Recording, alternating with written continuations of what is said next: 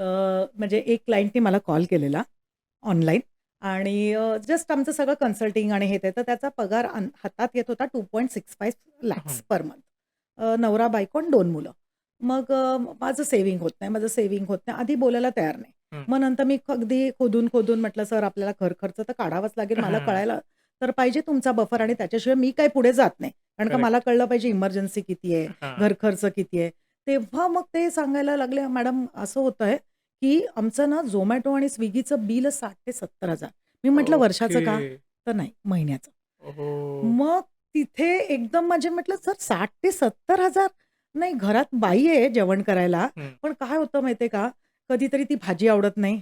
Okay. कधी-कधी मला बाहेरून काहीतरी स्वीट खावंसं वाटतं. म्हणजे कुठे, कुठल्या थरावर आपण जातोय, हेच हां. आपल्याला लक्षात येत नाहीये. आणि मग तिथे तुम्हाला ना कंट्रोल स्वतःवर आणावाच लागेल. ओह! कारण का पुढे जाऊन मुलांची शिक्षण आहेत, स्वतःचं करेक्ट, रिटायरमेंट आहे. मग हे सगळं कधी आपण तरतूद करणार? पूर्ण बॅलन्स करा असं काही नाही. आपण हां. एन्जॉय पण करायचं. एवढा पगार करेक्ट. येतोय नक्कीच खर्च करा. पण त्याला कुठेतरी ना एक लिमिट आखता आलं पाहिजे. हां. नाहीतर मग आपल्याला हातात आपली घडीच निघून जाईल.